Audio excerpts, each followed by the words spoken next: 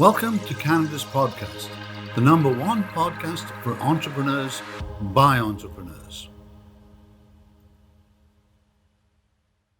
Hi, this is Angela Fay from Canada's podcast.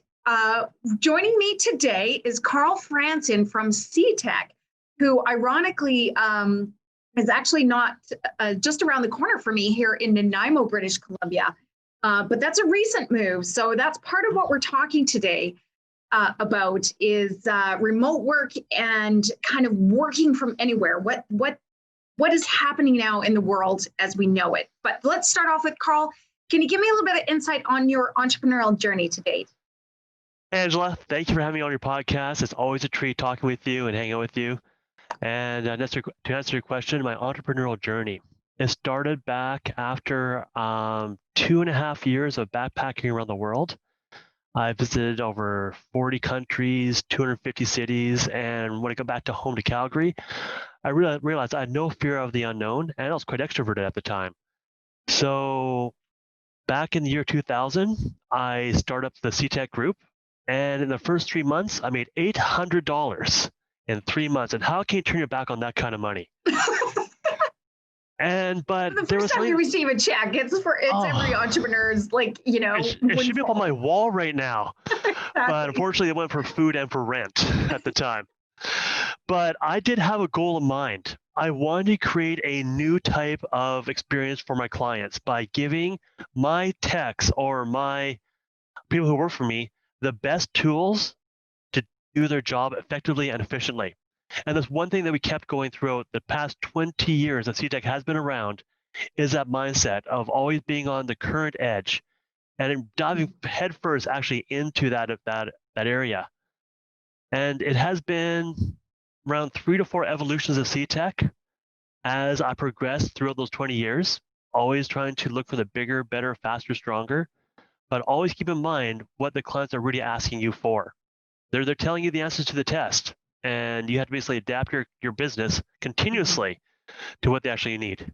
Absolutely. Can you give us a quick, what are the 3 iterations of CTEC to date? I mean, we were talking 20 years ago start, right? You know to what? Today. Back when I was your age, computers were all the rage. And there was one computer at a desk, and you had to walk into the office and actually do work that way. And that was supposed to be good. Fast forward a couple of years, and suddenly we have some kind of like this VPN, RDP, remote access kind of stuff. So now that people are actually able to work a little bit remotely, and there's a lot of limitations, a lot of problems with that, but it evolved over that time frame. And slowly, we said, you know what?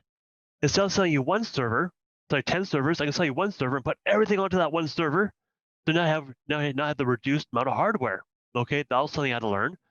But I think the last iteration I'm going to talk about right now is kind of the most important because it's here today. And COVID gave it an artificial push around 2 to 3 years normally it'll take, but into the future. It's the cloud right now. Everyone knows the cloud, or as a monk here right now, it's called the modern workplace. And now that we're seeing businesses actually being able to take advantage of this new cloud technologies and whatever form it may be to enhance their business. So I had to continuously evolve, change, and adapt my staff to learn what I've got 25 years experience that are going obsolete right now because they have not learned the new stuff as of right yet. Right. Yeah. Well, can you, and I realize it's very difficult to predict the future, but I had a visual analogy the other day as I'm listening at The Secret, how you're driving down the road in the dark and your lights are ahead of you. And, you just have to trust that the road is going to keep going beyond what you can see in the headlights. But if you could describe what you see in the headlights from 2021 ahead, how will that shape how CTEC operates? You know what, to take that analogy one step further in a way, as a company that actually knows how to build the roads, we're able to know where the roads actually go. And we're able to predict with more general accuracy where the road's going to be going down next 5-10 minutes down the road. And now, so what we are able to do right now is saying, We are experts on the old technology, but the current technology has these functions. And now the biggest challenge that techs have is putting the geekiness into English. They're not bilingual. They speak either geek or English, not the both. So I've learned to be bilingual. And so what my prediction is right now is, to sum it up in one sentence, anybody at any time can access any information anywhere in the world to collaborate with anybody and have it on any device. There's a lot of any's in there. There's a lot to unpack, right? And so one thing that I think that brings to the surface, I think that all of us are dealing with right now, is when the world is your oyster, literally, right? When everything is possible, or anything is possible, how to filter out or filter in, maybe is a better analogy, right? Filter, get through and stay focused on what it is that you are going to excel at in the next era, and what value you can give back to yourself, your community.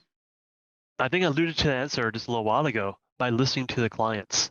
The clients have what I call pain points, ways of doing business, and the ways of actually saying, you know what, I come to the office every single day, or I open up that Excel spreadsheet and look at numbers all the time.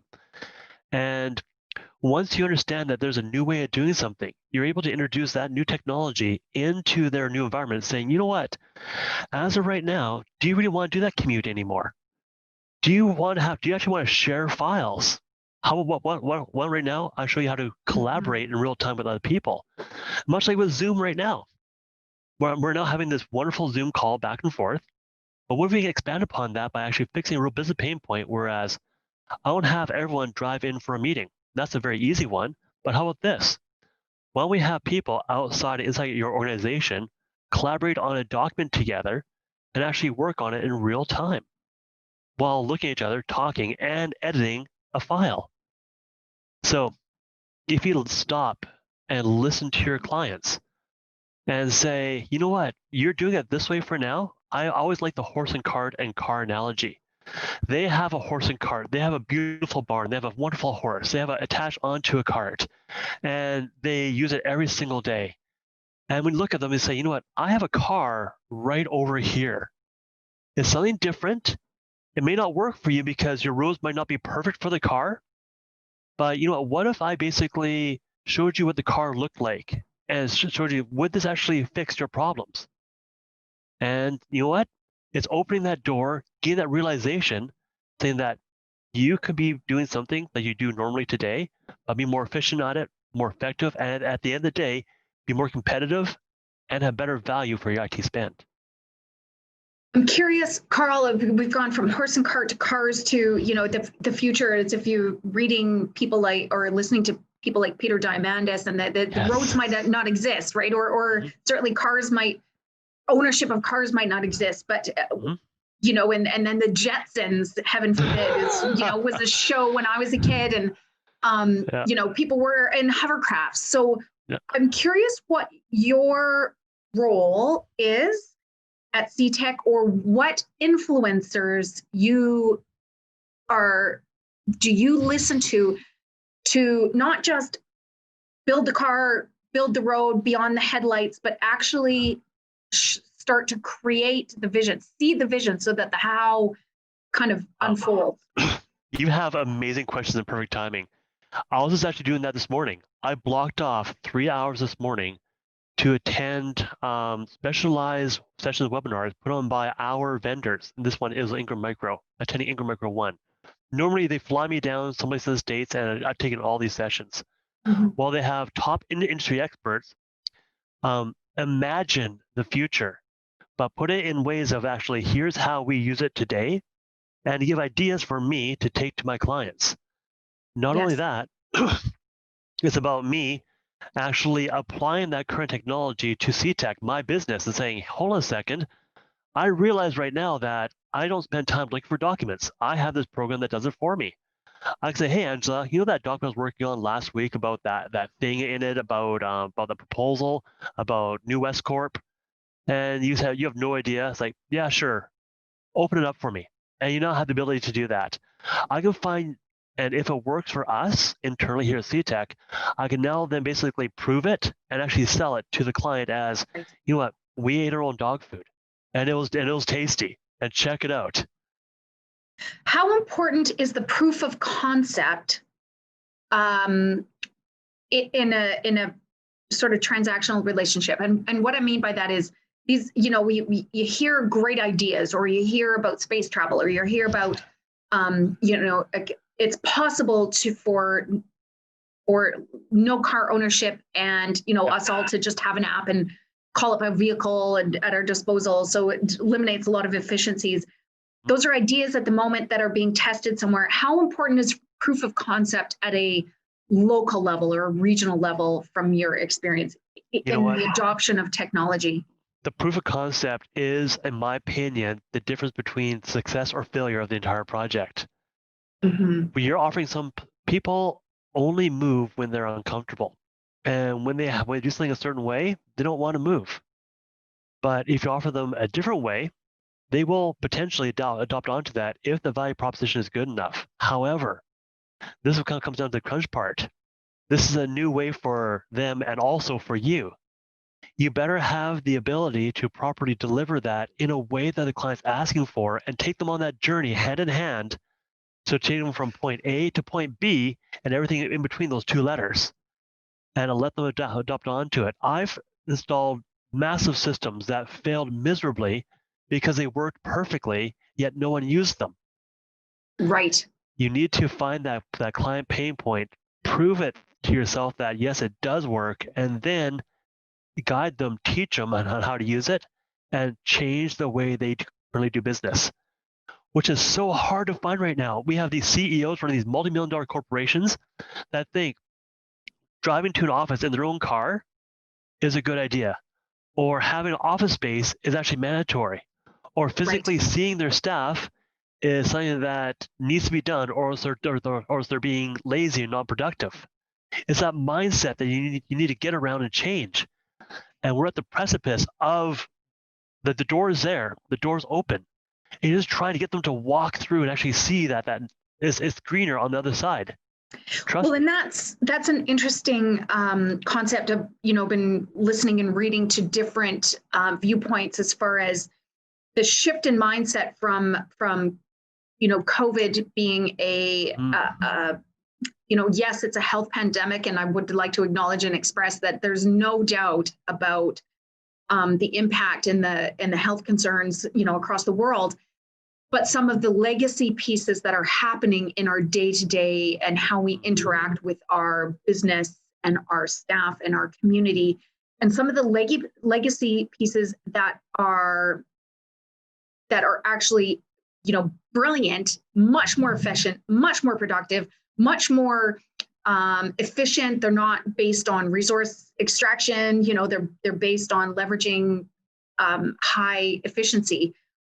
And you've touched on a couple of those things as far as the new way to work in the future. And I think one of my questions to you earlier, and I'd love you to address it, is coming from a technology background, what do you know to be the legacy pieces that are no longer a disruption? They are realities. That you would love to see happen, more in the ripple effect, more prolifically across the board.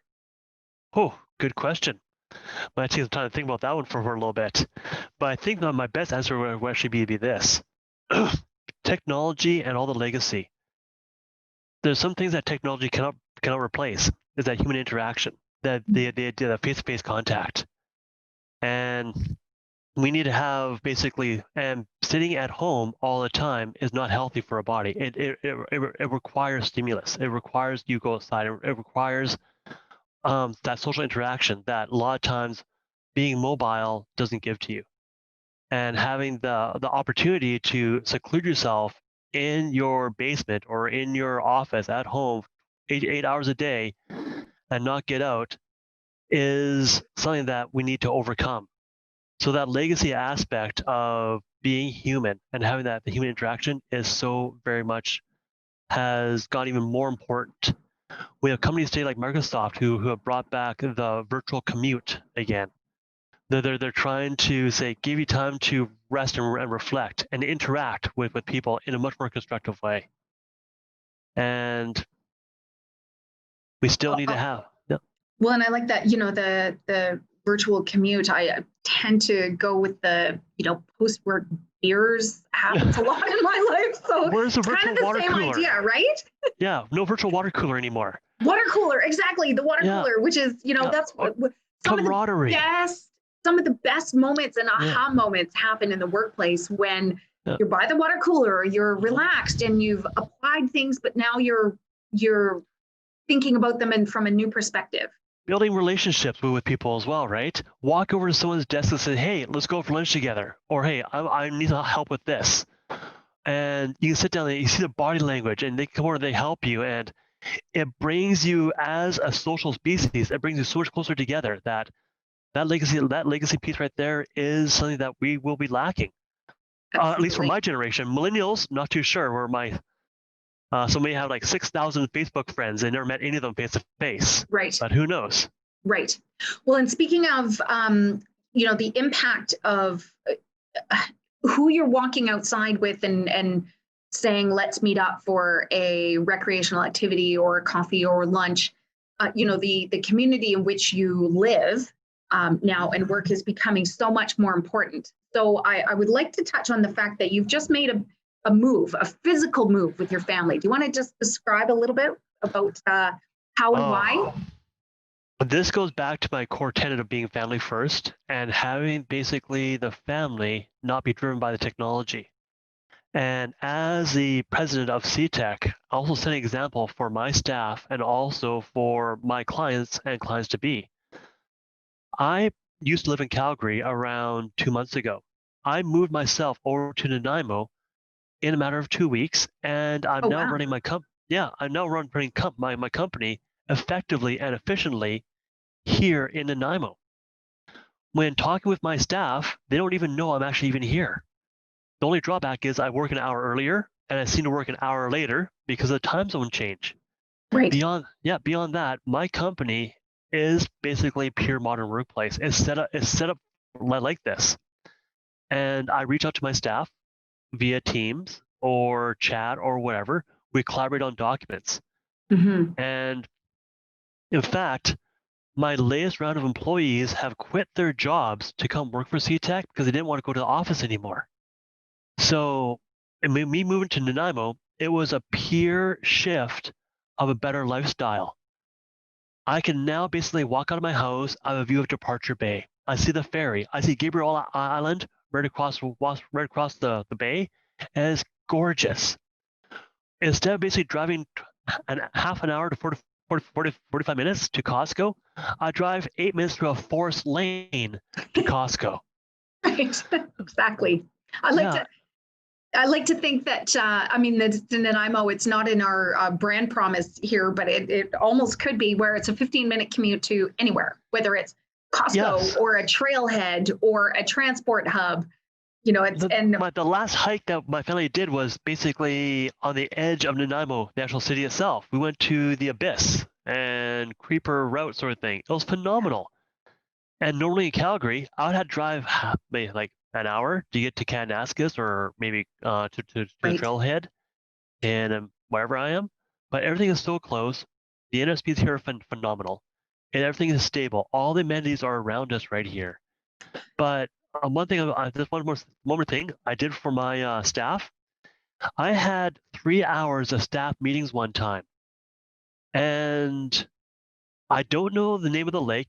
We drive along Island Highway number 19, going north on the right-hand side. There's a big lake right before the Costco going away. I found nice I found a nice trail and this probably 200-year-old like fir tree. I sat down next to it, turned on my laptop, hotspotted my phone, and I did my meetings in a forest next to a lake, 5 minutes from my house. Wow. And I was just as productive as working in an office.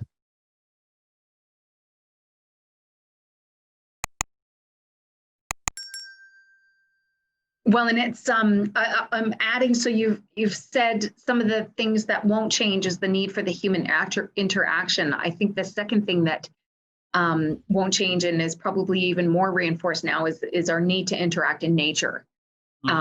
And so, less paved paradise and more trees and access to natural spaces, I think, is imperative. One of the big things that I like bring to the table right here is a movement that I heard called Rerealization. Yes. Remember when everyone decided to say, you know what, mom and dad, I'm about to leave the house and go to the big city and find my career out there? That doesn't really seem to be the case going forward. Interesting. Because right now is everyone is building skyscrapers that have no need to be there anymore. Wow. I'm running a very successful multi-million-dollar IT firm from beautiful Nanaimo, and I'm just as effective. And my staff, all of them are working from home, being even more effective because there's no time for commute. And also what that is, I can now hire on people anywhere in the world to come here to work for my company, just like they're actually working by my side. So I'm predicting this drain of people leaving the need for the brick and mortar skyscrapers or buildings and putting their hand up on the internet saying, I have all these skill sets. I can do all this work. Freelance graphic artists, designers, customer service people. Exactly. Well, and in this case, things like doctors are now so much digital, right? The things that relied on a massive infrastructure, bricks and mortar, and I'll say even campuses, universities, where there was a need to go to a campus, and now suddenly, that we have thousands of institutions across the globe that have delivered digitally for the last 6 months. So I think we're going to see massive move away from bricks and mortar conglomerates. Yeah, let me paint a picture for you. Let's take an example of a dentist office or a medical center. Say a GP or dentist or whatever sort of thing is actually interacting with a patient and they need to consult a specialist. Much like we're doing right now, with her 2 or 3 pushes of a button, they can launch up a webcam. They are cheap. They basically pointed at themselves, pointed at the actual client and saying, all right, and the specialist on the other side could say, you know what, lift up the person's arm. Do this to them, ask them a few questions, and they can have a real-time, on-time consult right then and there, without waiting for an hour or an hour just to drive there, then wait in line, and then get an appointment, then do that. Real-time consultations happen all the time, especially during COVID. I heard even vets saying, point the camera at your dog or at your cat. Yeah. Let me see their paws. Hold them up to the screen, and they hold up to the screen, and they said, do this, do that to them. Look at that. And the professional veterinarian is actually diagnosing and actually looking at the health of this animal via webcam. And look at his gums. Show me his gums. Okay, excellent. And that's happening today. I want to go back to what were your clauses? Anytime, anywhere, anyone. Oh yes. What? I didn't write that down. There's so many 80s in there. It's kind of brilliant, really. It's kind of a synopsis, I guess, or an aggregate of remote work and the gig economy kind of mashing together and becoming the next wave, I think. And I'm gonna say a current reality. The new reality. Yeah, the new normal, the new way of being. Absolutely. Exactly. It's the great reset. And suddenly anything is possible. And I think I was at the Vancouver Island Economic Summit last week, and one of the urban planners said, we've been trying for 5 years to get paperless, and suddenly, boom, we were paperless in 2 weeks thanks to COVID. Yeah. And it's a little bit of going back to your comment, right? People only move when they're uncomfortable. The movement, I think, is going to be dramatic. I think there'll be systems reinvention, which I'm kind of excited about, and coming back to being able to work from anywhere. Now you can literally, maybe where you live and work is more defined by the natural element and the culture of the people that you're going to bump into, right? That's exactly why I came to Nanaimo. I came here because of the people. I met some great people, authentic, full people right here that really cared. And they were like, I went to ICBC and went to get my car air care tested. And the guys in the shop were basically saying, "Oh, hey, Carl, come down here, take a right. There's a real good coffee place for you to sit down right there." And the person's name is this. Like, wow, in Calgary, you never get that. Interesting. And when I got my insurance, they're saying that, you know what? I have never done so many out-of-province insurance transfers before. And I've worked here for 15 years. Like, wow, that's great.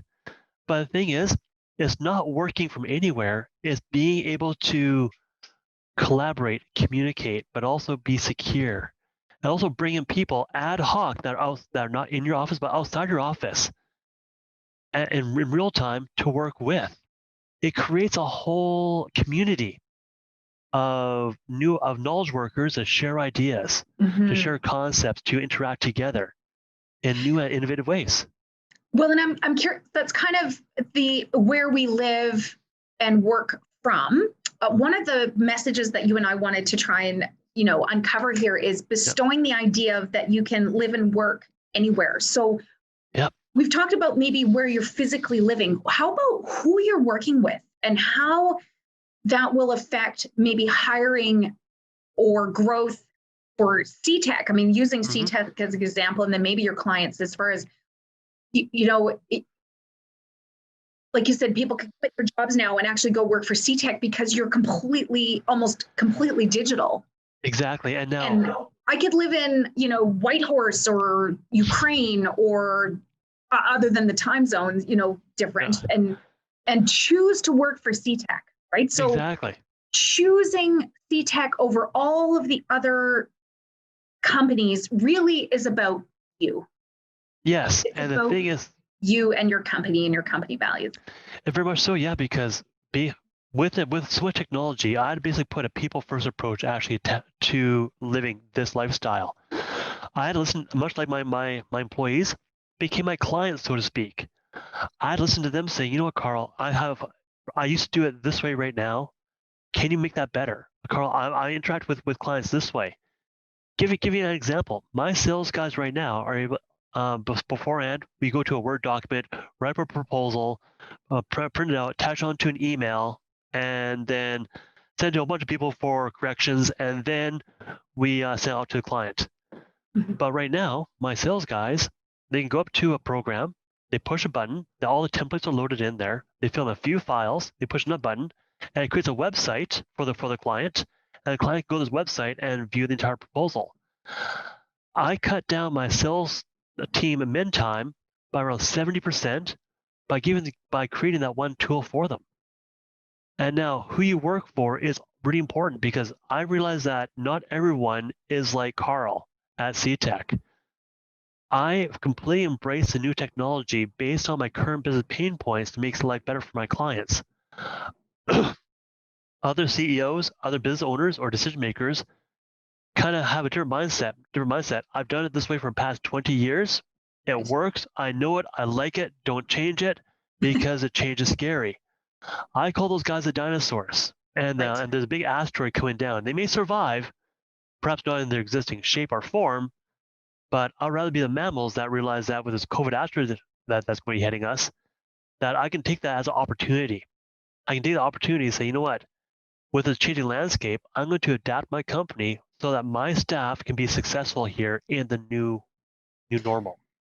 So adaptation, I've written that down because I think that's one of the, as technology and progress, if you like, advances so quickly, something that, historically, and we can all think of those examples of, Blockbuster and Kodak and things like that. We know those business stories, but in going forward, you've already reiterated CTEC 3 times.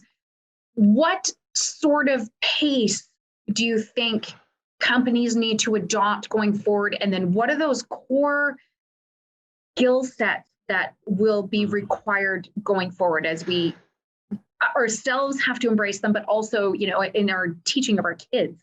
Exactly. the speed is dictated by how fast their customers are able to adapt on to what the client's actually providing for them.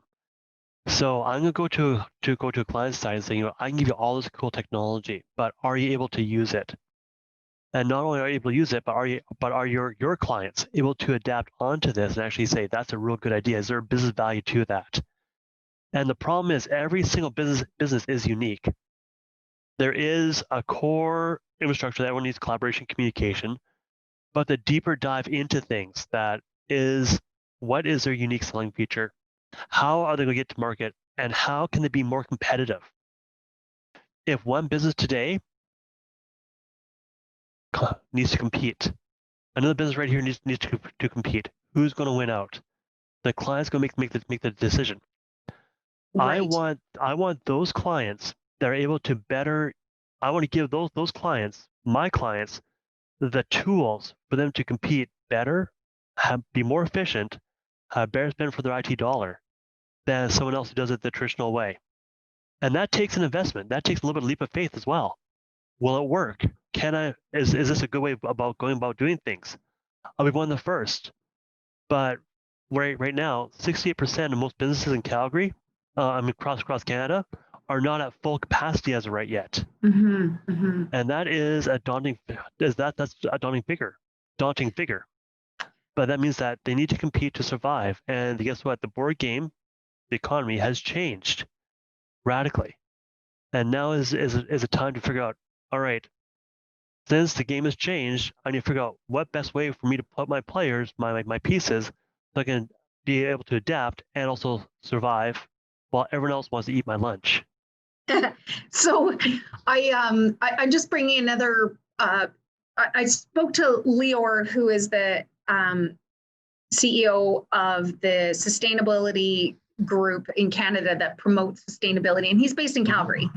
So sustainability in business. And Good. one of the questions, and I'm not allowed to really say it because we don't have an answer yet, and it's not a perfect articulated campaign yet, but it's coming, is the future of capitalism, right? And addressing that. So That's a big one. It's a big one, Wow. right? Is what does that look like from a Canadian perspective, how we uniquely do business in Canada? And I don't know if you want to touch on that idea. Oh, wow. My wife and I talked about this actually yesterday about perhaps the death of capitalism or the evolution of a new form of capitalism. Right now, our economy basically is a buy and sell economy. Those who basically are able to sell their products, you get people to buy those sort of thing, they are naturally selected to evolve and to grow until someone else can buy and sell in a different way. Now with COVID here and sustainability, and even in Calgary, the crash of the oil and gas market, there is a massive economic upheaval that traditional businesses will have a lot of challenges to even survive. But now, on top of that, with COVID, the government is giving us money to survive in a lot of cases, to some bailouts. And when the money or the blood of the economy stops flowing, the body dies. And right now, we're in stasis right here. And capitalism it requires that continuous exchange of goods and services for us to grow, for us to make that 10% growth year over year, or else we're falling behind. And now that we have basically right now the lost decade, not the last, but the lost decade, we're going to have the business, the governments or the countries that are able to survive will be the ones that are able to better adapt to this. I got influx of money. No one can spend it because they're not allowed to leave their homes. If they do leave their homes, they just get groceries and come back. That's killing a lot of other businesses out there that could be growing with their market and their new ideas, which is going to cause massive problem in the future because once there's too much money in the system, sort of thing, we have inflation, then dollar devaluation, and then higher taxes to pay for all the loans. And governments can print more money, but that's also a bad thing in the long run. Exactly. I wish I had the crystal ball for you, but well, I think that's the point, right? Is we're kind of building that destination and trying to make that road go as fast as we have the lights turned on in front of us. Right back to our analogy, but Yep. the Into the road. yeah, exactly. Into your I think future. we maybe revisit this conversation again in at least over red wine or craft beer here in Nanaimo, if you get an opportunity, or on the climbing wall, right? Yes, something local. It'd be great. Carl, it's been awesome. I've got one question that I feel is yet unanswered right now for me in getting to know you is what influences, what mediums, what conferences, what who is influencing how you think? My influence comes from a lot of different sources, but mainly I'm on the board of a lot of corporations. Okay. And these corporations fly me out around North America, and I talk with other business leaders, other like-minded people, but with different ideas, different concepts. And being on those boards helps out quite a bit. But not only that, is now that with COVID here, there's a plethora of these specialized webinars that target people like myself, saying here is how you can basically drive the future. In fact, I'm watching Netflix right now. Decoding Bill Gates' mind is one of them right now. What motivates him? How does he think? How does he actually live his life in a way as world's richest man and also founder of Microsoft? And really, to be honest with you, my family. Absolutely. My family tells me what they like, what they don't like. Hey, you're working too much. Or hey, you know what? This right here needs to, I don't like this power lifestyle needs to be changed. And then from there I can go back and say, you know what, I can re-engineer my lifestyle this way. And if I can do that, maybe I can push this out to my staff and say, hey guys, every Wednesday on CTEC we have virtual games night. We hop on, we play a game together, and we're now more social as a team.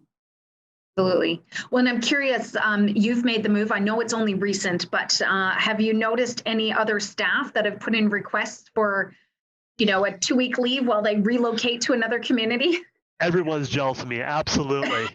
And in fact, some of my peers, very educated, high level, very high paid individuals sort of thing, I'm in constant communication with them.